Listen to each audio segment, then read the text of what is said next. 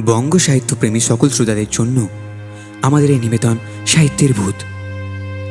আজ আমাদের গল্প প্রেমেন্দ্র মিত্রের কলমে মাহুরী কুটিরে এক রাত। প্রেমেন্দ্র মিত্রের জন্ম 1904 সালের 4 সেপ্টেম্বর বারাণসীতে। তার উল্লেখযোগ্য উপন্যাসগুলির মধ্যে পাতালে 5 বছর, ময়দানের দ্বীপ, সূর্য যেখানে নীল তাকে সর্বাধিক জনপ্রিয়তা এনে দিয়েছে। আজকের গল্পটি আমরা নিয়েছি গা ছমছমে ভূতের গল্পের বই থেকে। গল্প পাঠে রয়েছে রূপঙ্কর, সূত্রধর আমি রনিত। শুরু হচ্ছে মাহুরী কুটিরে এক রাত।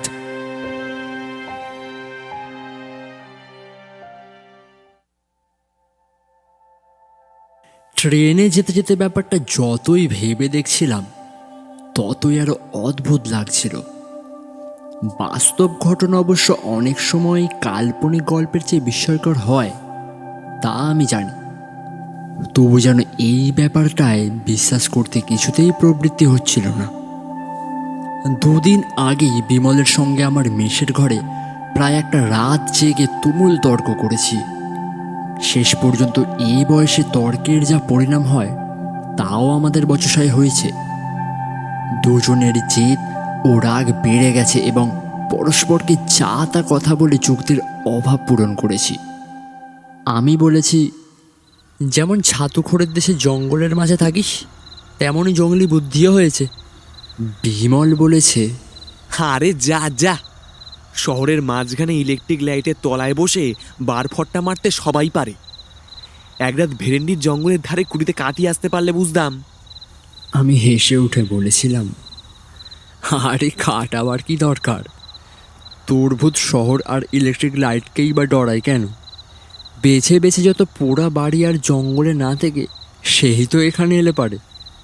বিমল চটে উঠে জবাব দিয়েছিল, তার কি দায় পড়েছে যে তোর কাছে ভূত আছে এই কথা প্রমাণ করবার জন্য? তার তো কোনো মাথা ব্যথা নেই। বিমলকে আরও রাগিয়ে দিয়ে বলেছি, তার নয় দায় নেই গো, কিন্তু তোর তো আছে। তা তুই নিজে কোনোদিন মাহুরী কুটিতে থেকে দেখেছিস? বিমল বলেছে, মানে এখনো রাত কাটাইনি, তবে বাইরে যা শুনেছি তাই যথেষ্ট। আমি এই কথার উত্তরে এমনভাবে বিদ্রূপের স্বরে ওফ বলেছি যে বিমল মর্মাহত হয়ে চুপ করে গেছে। খানিক বাদে গম্ভীর মুখে শুধু বলেছে, ঠিক আছে, সাহস থাকে তো সেখানে যাস। আমি ব্যঙ্গ করেই বলেছি, গেলে অন্তত মাহুরী কুটির বাইরে থাকবো না। পরের দিন সকালে অবশ্য আমাদের এই তর্ক নিয়ে মন কষাকষির কোনো চিহ্ন আর ছিল না। বিমল সকালের ট্রেনেই তার কাজের জায়গায় চলে যাবে। আমি তাকে স্টেশনে তুলে দিতে গিয়েছিলাম। আগের রাতের তর্কাতর্কের কথা দুজনে একবার ভুলেও উত্থাপন করিনি, কিন্তু কেই বা জানতো যে সে তর্কের জের অমন করে মেটবার নয়। 2 দিন বাদে আমাকে সত্যি সত্যি ভেরেন্ডির জঙ্গলের উদ্দেশ্যে রওনা হয়ে পড়তে হবে, তাই বা কে ভেবেছিল? বিমল চলে যাওয়ার পর একটা রাত পার হতেই দুপুরবেলা হঠাৎ টেলিগ্রাম পেয়ে স্তম্ভিত হয়ে গেছি। বিমল মরণাপন্ন, এক্ষুনি আমার যাওয়া দরকার। টেলিগ্রামের মর্ম এই, যাওয়া যে দরকার তাতে কোনো সন্দেহ নেই। ছোট নাগপুরের একটা নগণ্য স্টেশনে নেমে মাইল 10-12 গেলেই সেই ভেরেন্ডির জঙ্গল পাওয়া যায়। এই জঙ্গলের মাঝখানে একটা পুরনো তামার খনিকে নতুন করে আবিষ্কার করে আজ 2 বছর বিমল কাজ করছে। সে নির্বান্ধব পুরীতে যে সমস্ত কুলি মজুর নিয়ে দিন কাটায়। সাংঘাতিকভাবে অসুস্থ হয়ে পড়লেও যে তারা কোনোভাবে সাহায্য করতে পারবে না, এটা ভালো করেই বুঝতে পারছিলাম। টেলিগ্রাম পাওয়ার পরই বিকেলে রওনা হয়ে গেছি। ভেরেন্ডির জঙ্গলে বিমলের নিমন্ত্রণটা এভাবে রক্ষা করতে যেতে হবে ভেবে সত্যি অদ্ভুত লাগছিল, আর বিরক্তিও লাগছিল যেতে এমন দেরি হওয়ায়। যে স্টেশনে নেমে ভেরেন্ডির জঙ্গলে যেতে হয় অত্যন্ত নিকৃষ্ট ধরনের প্যাসেঞ্জার ছাড়া আর সব গাড়ির কাছে তা অস্পৃশ্য। তাই বাধ্য হয়ে প্যাসেঞ্জারেই চাপলেও তার শামুকের মতো গতি ক্রমশই অসহ্য করে তুলছিল। এতক্ষণে কী যে বিপদ সেখানে হচ্ছে কে জানে। বিমল অত্যন্ত শক্ত ধাতের ছেলে, সহজে সে কাতর কিছুতেই হয় না।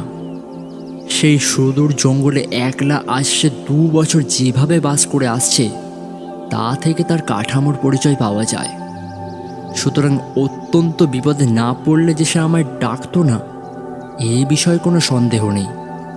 কিন্তু এরকম গদাই লস্করি চালের গাড়িতে আমি সেখানে পৌঁছাবই বা কখন, আর তাকে সাহায্যই বা করব কি?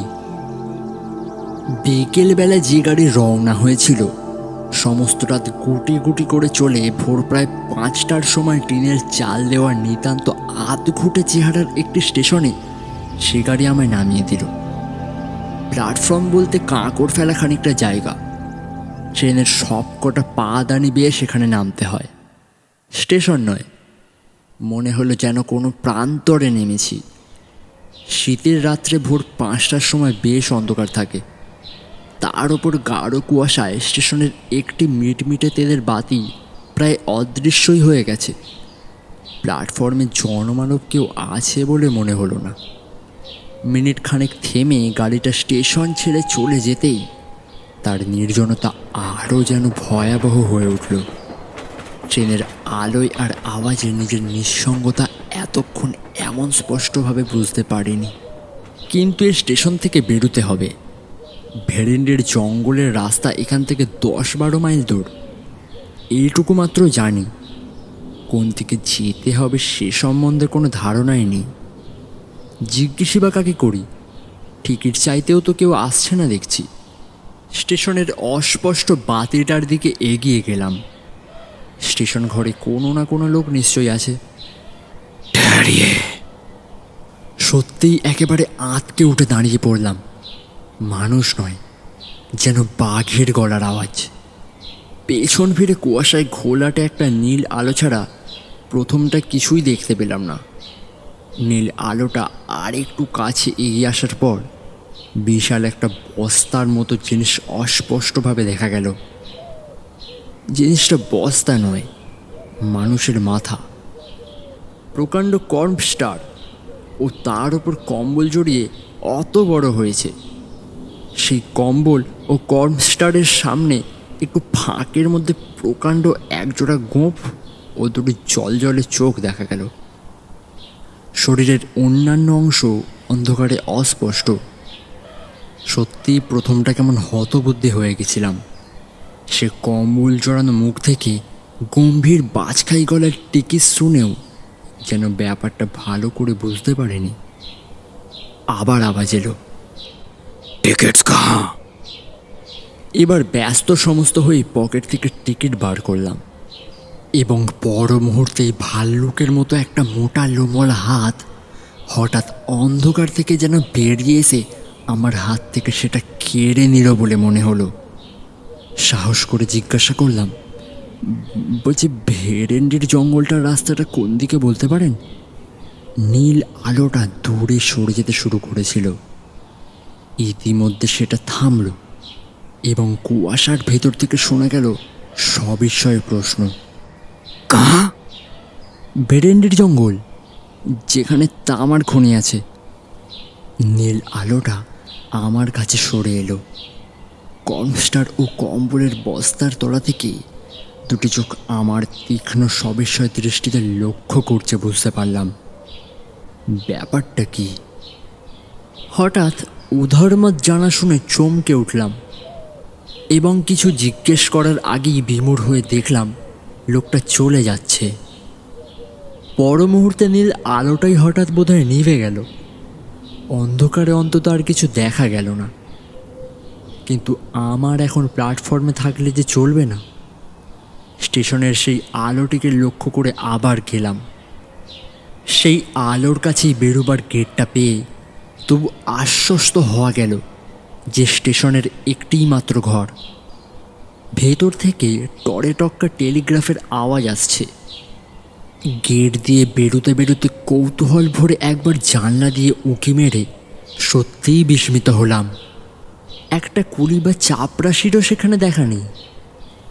বাইরে কুয়াশাচ্ছন্ন অন্ধকার, শুধু একটা অস্পষ্ট পায়ের ধূসর ধোঁয়াটে রেখা কোনো রকমে চেনা যাচ্ছে। আপাতত আর কোনো পথ না দেখতে পেয়ে সেটিকেই অনুসরণ করা যুক্তিসঙ্গত মনে হলো। খানিক বাদেই অন্ধকার কেটে গেলে আর ভাবনার কিছু থাকবে না, তখন কাউকে জিজ্ঞেস করে নিলেই চলবে। কিন্তু আকাশ পরিষ্কার হওয়া সত্ত্বেও কাউকে জিজ্ঞেস করবার সুবিধে কিছু হলো না। এরকম নির্জন পথ কোথাও আছে বলে যে আগে জানতাম না। চারধারে বিশাল ঘন জঙ্গল, একেবারে নিস্তব্ধ।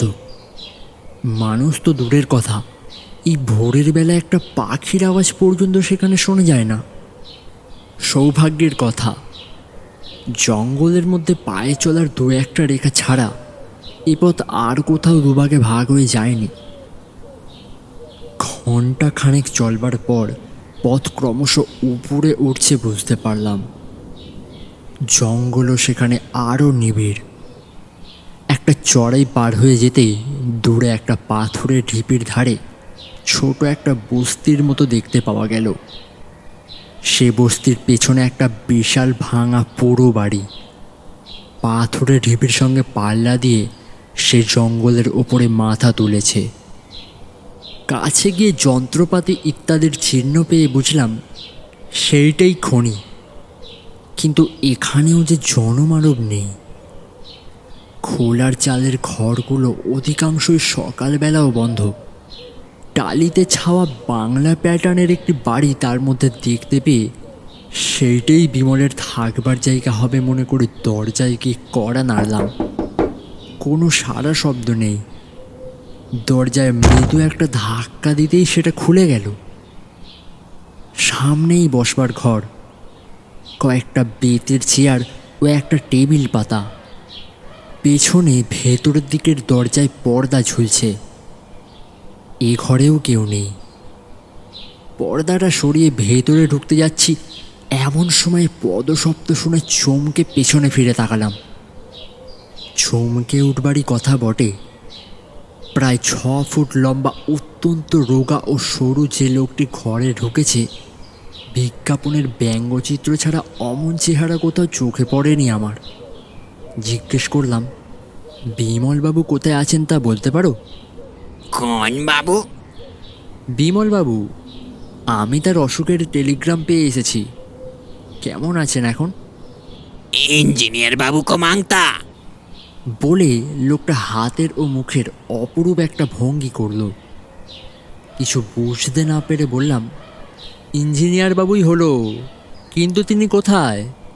লোকটা আমার দিকে খানিক অদ্ভুতভাবে তাকিয়ে যা বলল, তার মর্ম বুঝতে আমার মিনিট দুয়েক লাগলো।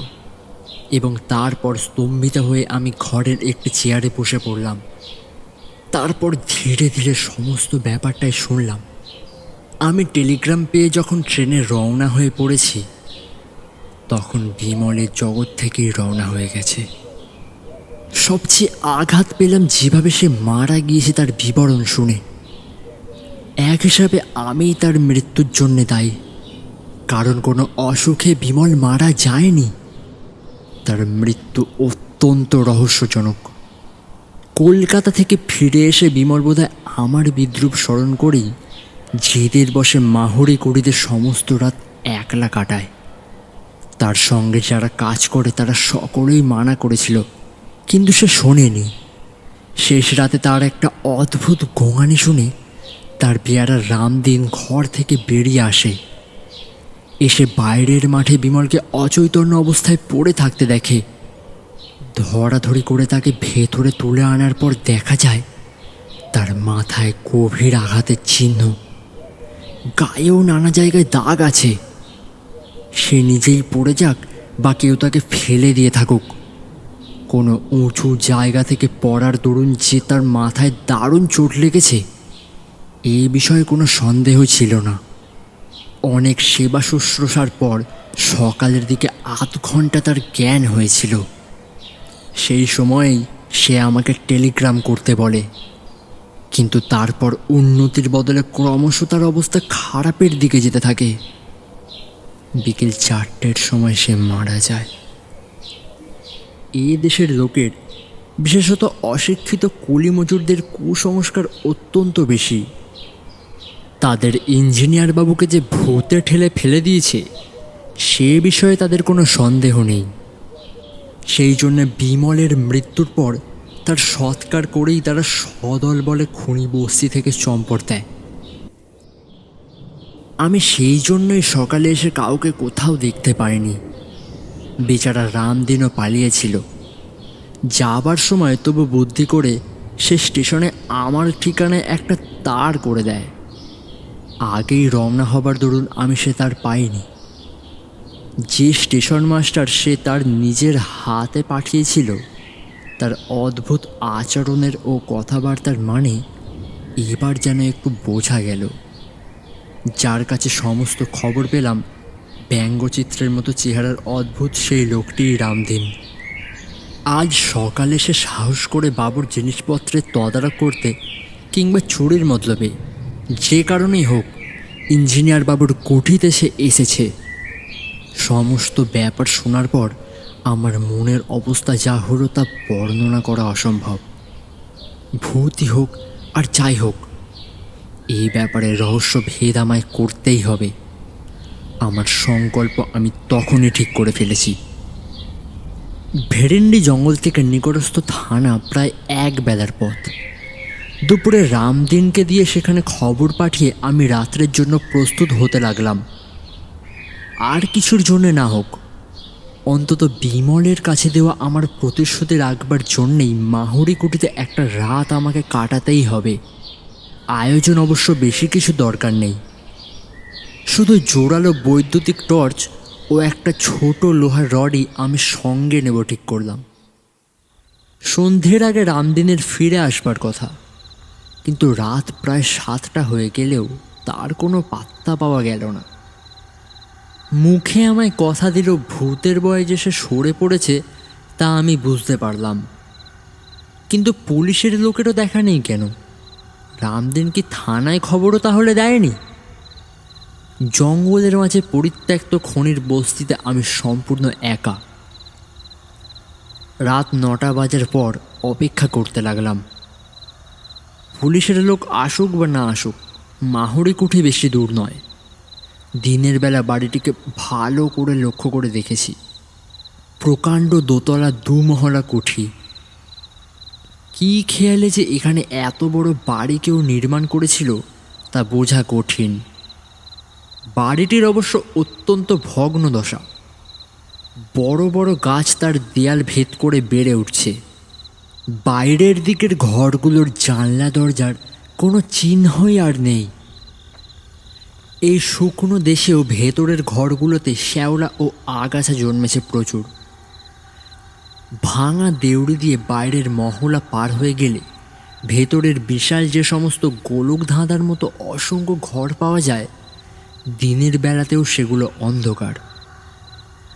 দরজা জানলা অধিকাংশেরই নেই, যেগুলোর আছে সেগুলো কবজা থেকে খুলে পড়েছে।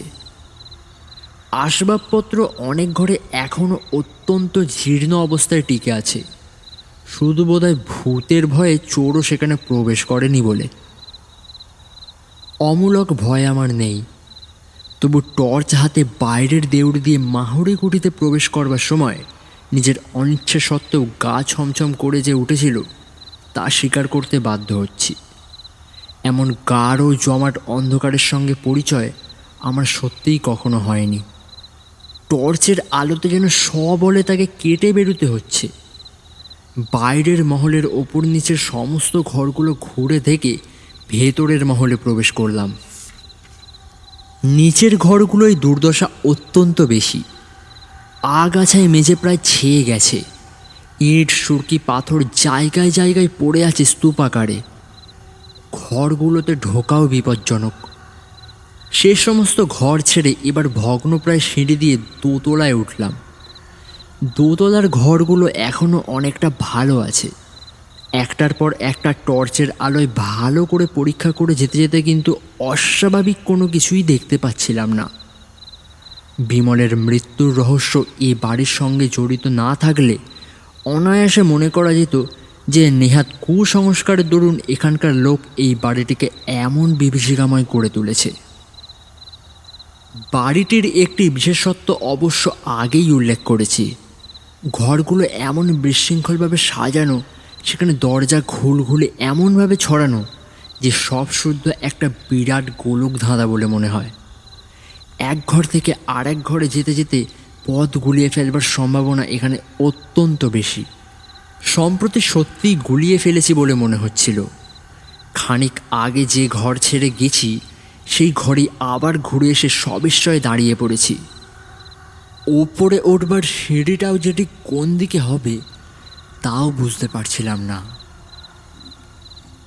খানিক চুপ করে দাঁড়িয়ে থেকে মাথাটা ঠিক করে নিয়ে আবার এগোতে যাব, এমন সময় পায়ে যেন একটা কি ঠেকলো। টর্চের আলো সেখানে ফেলে অত্যন্ত বিস্মিত হয়ে গেলাম। জিনিসটা আর কিছু নয়, একটা চামড়ার ব্যাগ। কিন্তু এই ব্যাগটির সঙ্গে যে আমি পরিচিত, কলকাতায় বিমলের কাছেই আমি এই ব্যাগটা দেখেছি এবং তার সুন্দর চামড়ার কাজের প্রশংসাও করেছিলাম। ব্যাগটা কুড়িয়ে নিয়ে খুলে ফেলে আরও আশ্চর্য হয়ে গেলাম। ব্যাগের ভেতরে এক খোপে সুতো দিয়ে বাঁধা একতারা কড়কড়ে নতুন 10 টাকার নোট, আর একটা খোপে খুচরো কয়েকটা টাকা পয়সা ও একটা ছোট কাগজের টুকরো। কাগজের টুকরোটা দেখেই আমি চিনলাম নিজের হাতে বিমলকে এই কাগজে আমার ঠিকানা আমি দিয়েছিলাম। বিমল তার মৃত্যুর আগের রাত্রে এই ঘরে যে ঢুকেছিল এই বিষয়ে কোনো সন্দেহ নেই। কিন্তু এই ব্যাগ তার পকেট থেকে পড়লই বা কী করে? এবং কোনো শত্রুর হাতে যদি তার প্রাণ দিয়ে থাকে তাহলে তারা ব্যাগ ছোঁয়েনি বা কেন? টর্চের আলোয় ঘরটা এবার আমি খুব ভালো করে তন্ন তন্ন করে দেখলাম। ঘরটি আকারে বেশ বড়, অন্যান্য ঘরের চেয়ে আসবাবপত্রও একটু বেশি। একটি ভাঙা তক্তপোষ, একটা ভাঙা টেবিল এবং দেয়ালে লাগানো একটা কাঠের উইয়ে খাওয়া বড় আলমারি ছাড়া খুচরো আরও অনেক জিনিস ঘরময় ছড়ানো। কিন্তু বিমলের আর কোনো চিহ্ন সেখানে পেলাম না। এমনকি কাল যে সে এখানে ছিল তার কোনো পরিচয় নেই। তবু এ ঘরেই রাতটা কাটাবার সংকল্প আমি তখন করে ফেলেছি। একটা বাতি বার করে ভাঙা একটা তক্তপোষের ওপর রেখে জেলে ফেললাম। টর্চের আলো তো সারা রাত জ্বালানো যায় না। বাতিটা জেলে তক্তপোষের ওপর বসতে গিয়ে কিন্তু উঠে পড়তে হলো। পাশের ঘরে হঠাৎ হুড়মুড় করে কি একটা ভারী জিনিস পড়ে যাওয়ার শব্দ। এতক্ষণেই পুরো বাড়িতে এই ধরনের কোনো শব্দ কিন্তু শুনিনি। টর্চটা তুলে নিয়ে পাশের ঘরে গিয়ে কিন্তু প্রথমে একেবারে বিমূঢ় হয়ে গেলাম। হুড়মুড় করে পড়বার মতো কোনো জিনিস সেখানে নেই, অথচ স্পষ্ট সে শব্দ আমি শুনেছি। হতভম্ব হয়ে খানিক দাঁড়িয়ে থেকে আবার আগের ঘরে ফিরলাম। বাতিটা কেমন করে ইতিমধ্যে নিভে গেছে কে জানে। দেশলাই বার করে আবার সেটা জ্বালা আর হলো না। বাইরের বারান্দায় চটি পায়ে দিয়ে চটপট করে চলার স্পষ্ট শব্দ। ঝড়ের মতো এবার ঘর থেকে বেরিয়ে পড়লাম। টর্চ ফেলবার আগেই কিন্তু শব্দটা থেমে গেছে। টর্চ ফেলে অবাক হয়ে দেখলাম যে সত্যিই দুটো মান্ধাতার আমলের শুকনো চিমড়ে ছেঁড়া বিহারি চটি সেখানে পড়ে রয়েছে। না, ভয় তখনও আমি পাইনি, বরং কোনো দুষ্ট লোকের কারসাজি যে এর ভেতর আছে সেই সন্দেহই আমার তখন দৃঢ় হয়েছে। সেই কারসাজির সমুচিত শাস্তি দিতে হবে।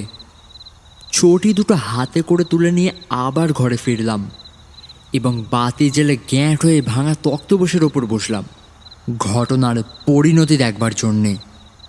ভুতুড়ে চটি যদি হয় তো আমার চোখের সামনেই চলুক দেখি। মিনিট 10 কোনো কিছুই হলো না। ভুতুড়ে চটির ক্ষমতার বহর দেখে নিজের মনেই হাসছি। এমন সময় সত্যিই সমস্ত গায়ে কাঁটা দিয়ে উঠল। চুপি চুপি আমার পেছনে কে যেন স্পষ্ট আমার নাম ধরে ডাকলো একবার। মোমের বাতিতে ঘরে তেমন আলো না হলেও সব পরিষ্কার দেখা যাচ্ছে। পেছনে কেউ কোথাও নেই, তবে এই শব্দ এলো কোথা থেকে? আমার মনের ভুল? কিন্তু মনের এরকম হওয়া তো ভালো লক্ষণ নয়। ভয় পেয়ে যাদের মাথা খারাপ হয়ে যায় তারাই চোখে নানা রকম ভুল দেখে, কানে নানা রকম আওয়াজ শোনে বলে জানি না। আরও সতর্ক ও সজাগ হয়ে থাকতে হবে এবার। নিজের মনের ভুলে ভয় পাওয়ার মতো লজ্জাকর ব্যাপার আর কিছু হতে পারে না। হাতের ঘড়িটার দিকে চেয়ে দেখলাম প্রায় 12:30। এতক্ষণ শুধু ঘরগুলো ঘোরাফেরা করতে কেটে গেছে তা বুঝতে পারিনি। শীতকালের ভোর হতে এখনও প্রায় 6 ঘন্টা বাকি। এই 6 ঘন্টা শুধু ঘুমে চোখ না জড়িয়ে আসে এইটুকুই দেখতে হবে।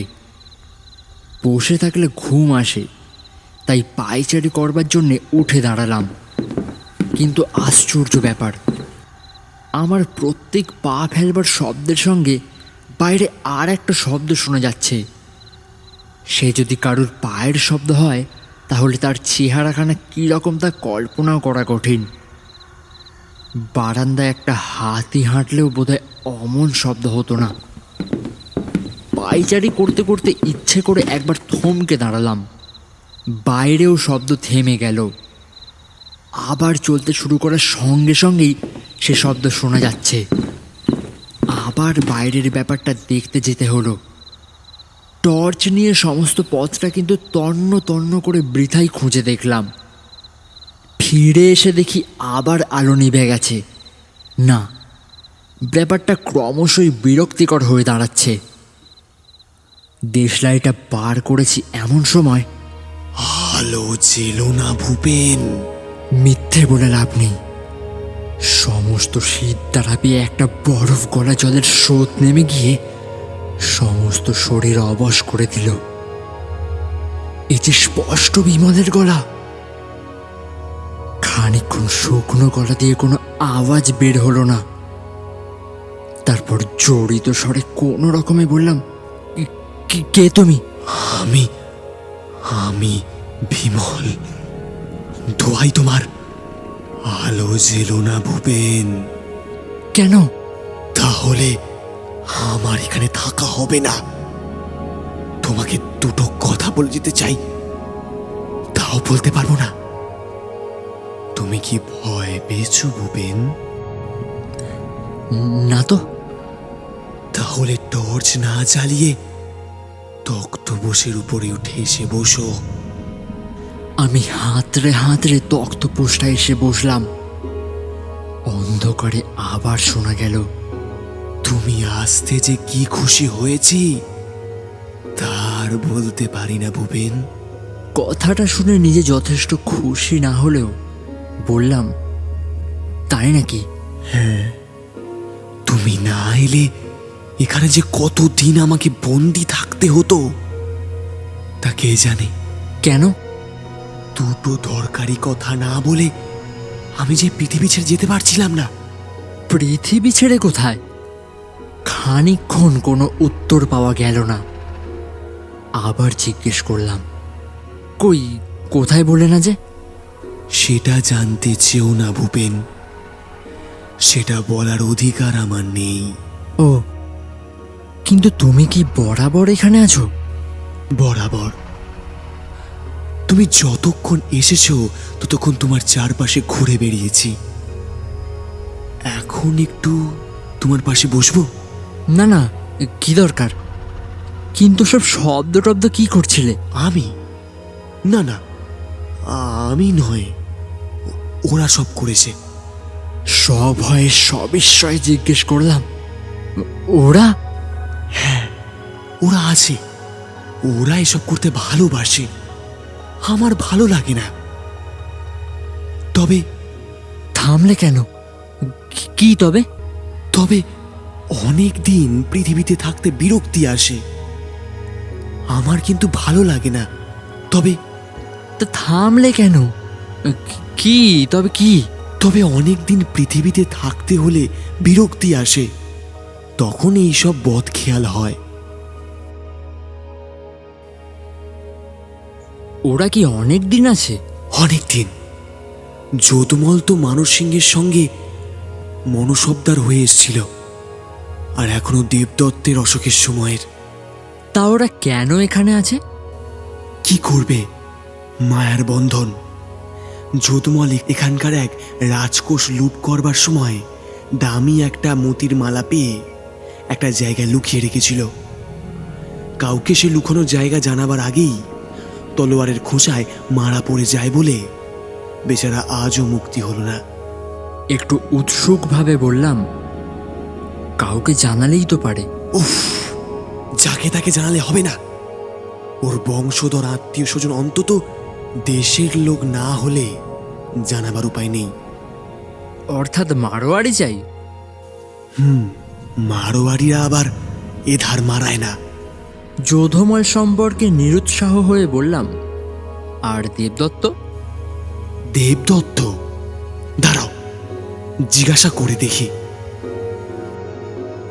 খানিকক্ষণ সব নিস্তব্ধ। তারপর শোনা গেল, দেবদত্তের উদ্ধার হওয়া আরো শক্ত।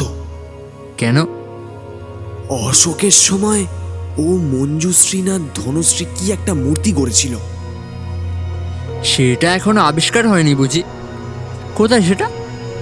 আমি না হয় প্রত্নতত্ত্ব বিভাগ। না না, আবিষ্কার হয়েছে বই কি, কিন্তু কিন্তু পণ্ডিতেরা তর্কাতর্কি করে তার নাম নিয়ে বাঁধালে গোল।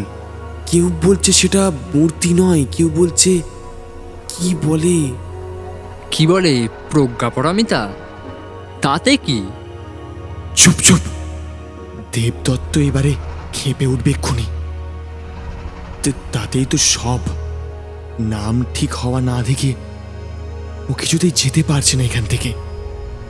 আমি না এলে তুমিও যেতে পারতে না? বোধ হয় না।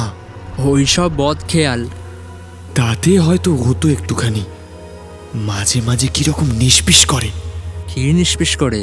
হাত নাকি? একটু হাসির শব্দ শোনা গেল। হাতটাকে বলে না, তবে গলার স্বরে অত্যন্ত অস্বস্তি বোধ করে বললাম, যাকগে ভাই, তোমার কি কথা ছিল না? যা বললেই তোমার ছুটি। হ্যাঁ, ছুটি, একেবারে ছুটি। একটু ভয়ে ভয়ে জিজ্ঞেস করলাম, বলা হলেই তুমি চলে যাবে? তৎক্ষণাৎ। কিন্তু তুমি চলে গেলেই এই বোধমল আর দেবদত্ত? না, তারা তোমার কোনো অনিষ্ট করবে না, আমার বারণ আছে। তবে বলো এবার। এই বলছি। ও আবার কি? ও কিছু না। কিন্তু হেঁচকির মতো শোনালো যেন। পাগল, হেঁচকি কোথায়? কিন্তু আমরা তো ওকেই হেঁচকি বলি। আমরা বলি না। তবে ওটা কি? ও আমাদের ভৌতিক দেহের বুৎকার। ভূতকার কি? ও কথার মানে তুমি বুঝবে না। ওটা এ জগতের কথা। ও জগতের কথা আলাদা নাকি? এতক্ষণ তো বেশ বাংলা বলছিলে। অনেক কষ্টে অনুবাদ করে বলতে হচ্ছিল, কিন্তু ভূতকারের অনুবাদ তো হয় না। না ভাই, এটা হেঁচকি। উফ, ভূতকার। আমি তাহলে আলোটা জ্বালছি। দোহাই তোমার, আমার এখনো কথা বলা শেষ হয়নি। কথা তুমি পরে বলো ক্ষণ, এখন একটু জলের তেষ্টা দেখি। আমাদের জল লাগে না, আলো জ্বাললে কিন্তু আমাকে চলে যেতে হবে। তা না হয় খানিক চলে গিয়ে তোমার বুৎকারটা থামিয়ে এসো। বলে সত্যি দেশলাইটা বার করে মোমবাতিটা ঝেলে ফেললাম। কিন্তু এ কি? সত্যিই ঘরে যে কেউ নেই। এ কি ব্যাপার? বিমল, তুমি কি আছো এখানে? বিমলের কোনো উত্তরের বদলে শোনা গেল, কয়েক সেকেন্ড বিমূঢ় হয়ে দাঁড়িয়ে থাকবার পর আমার মনে আর কোনো সংশয় রইল না। এগিয়ে গিয়ে কড়া দুটো ধরে সজোরে কাঠের আলমারির পাল্লা দুটো আমি খুলে ফেললাম। এ কি বিমল, তুমি সশরীরে? বিমলের গলা থেকে বেরুলো, ব্যাপারটা এতক্ষণ বোধহয় অনেকখানি বোঝা গেছে। হেঁচকিটুকু উঠে স্বপ্না খেচড়ে দিলে বিমলের ফোন দিকে সার্থক বলা চলতো। তার করা টেলিগ্রাম আমি বিশ্বাস করেছিলাম, এবং আগের দিন মাইল 10 দূরের এক মস্ত মেলার জন্যে খনির লোকজন ছুটি নেওয়ায় তার অন্যদিকে বেজায় সুবিধা হয়ে গেছিল। শুধু রামদিনকে ষড়যন্ত্রের মধ্যে টানতে হয়েছিল, পোড়ো বাড়িতে তার দুর্মুষ ফেলা ও পেটানোর আওয়াজের যে নমুনা সে দেখিয়েছে, তাতে তারিফ তাকে অবশ্যই করতে হয়। অবশ্য স্টেশন মাস্টারের অদ্ভুত মূর্তি ও আচরণ যে বিমলের ফন্দিকে সাহায্য করবে, এ কথা সেও ভাবেনি। শুনছিলেন প্রেমেন্দ্র মিত্রের কলমে মাহরি কুটিরে এক রাত। গল্প পাঠে ছিল রূপঙ্কর, বিমলের চরিত্রে সুপ্রিয়, গল্পের সূত্রধর ও স্টেশন মাস্টারের ভূমিকায় আমি রনিত, আবহ সঙ্গীত অন্যান্য সাউন্ড এফেক্টসে সুপ্রিয়, পোস্টার ডিজাইনে সিজু ও অদীপ। কেমন লাগলো আজকের গল্প তা অবশ্যই কমেন্টে জানাবেন। গল্পটি ভালো লেগে থাকলে অবশ্যই লাইক এবং সাবস্ক্রাইব করতে ভুলবেন না।